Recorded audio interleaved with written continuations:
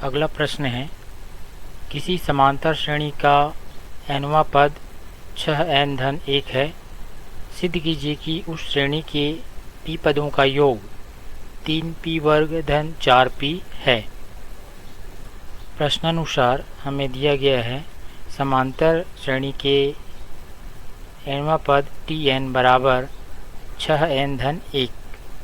यह समांतर श्रेणी का nवां पद हमें प्रश्न में दिया हुआ है।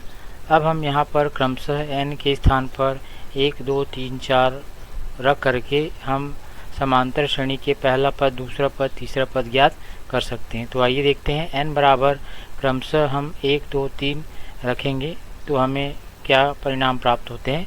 तो यहाँ पर n के स्थान पर हम 1 रखेंगे तो हमें प्राप्त होगा t1 बराबर, यहाँ पर भी n की जगह 1 रखेंगे तो 6 गुणित 1 धन 1 अर्थात 6 एकम 6 धन 1, 6 धन 1 बराबर 7।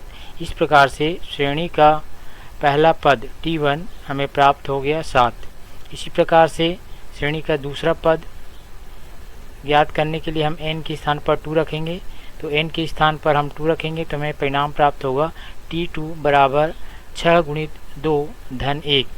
या इसे हम लिख सकते हैं 6 दूनी 12 धन 1 अर्थात 13। यह समांतर श्रेणी का दूसरा पद होगा।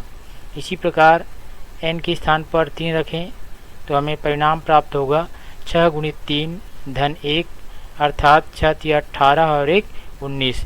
यह समांतर श्रेणी का तीसरा पद होगा। इसी प्रकार हम अन्य पद भी ज्ञात कर सकते हैं।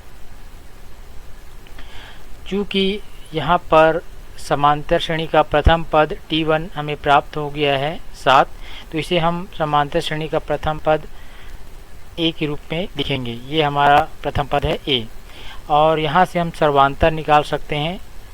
दो पदों के बीच का अंतर सर्वांतर d बराबर दूसरा पद ऋण पहला पद अर्थात 13 ऋण 7 बराबर 6। यह जो है समांतर श्रेणी का सर्वांतर हो गया। अब चूँकि हमें समांतर श्रेणी के p पदों का योग ज्ञात करना है तो उसके लिए सर्वप्रथम हम n पदों के योगफल का सूत्र लिखेंगे। हम जानते हैं समांतर श्रेणी के n पदों का योगफल Sn बराबर n/2 कोष्ठक में 2a धन n-1 इंटू d होता है। तो ये जो सूत्र है वह n पदों के लिए है, जबकि हमें ज्ञात करना है p पदों का योगफल।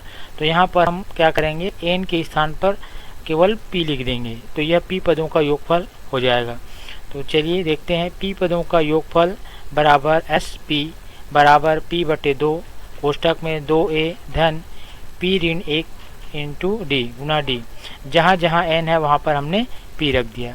अब सूत्र में यहाँ पर हमें a का मान पता है, प्रथम पद a बराबर 7 और सर्वांतर d बराबर 6। तो यहाँ पर इस सूत्र में हम क्रमशः a और d का मान रख देंगे। a का मान 7 और d का मान 6।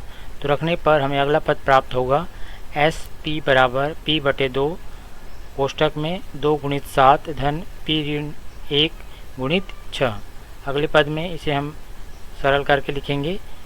Sp बराबर p/2, 2 का 7 से गुना होगा तो 14 धन 6 का p ऋण 1 से गुना होगा तो 6 p ऋण 6। अगले पद में हम 14 में 6 घटा करके लिखेंगे तो अगला पद प्राप्त होगा 14 में 6 घटाने पर 8 धन 6p। अगले पद में पुनः हम p/2 का इसमें गुणा कर देंगे तो p/2 का गुणा करने पर हमें परिणाम प्राप्त होगा। यहाँ से ये 8 कट जाएगा 2 से और ये हो जाएगा 4p। इसी प्रकार से ये 2 से ये 6 कट जाएगा और यहाँ पे 3p मिलेगा और उस 3p का p से गुणा होगा तो हमें प्राप्त होगा धन 3p का वर्ग। और इसे हम चाहें तो इस प्रकार लिख सकते हैं 3p का वर्ग धन 4p। इस प्रकार हमें p पदों का योग 3p वर्ग धन 4p प्राप्त हो जाता है। तो इस सवाल को इस प्रकार आप हल कर सकते हैं।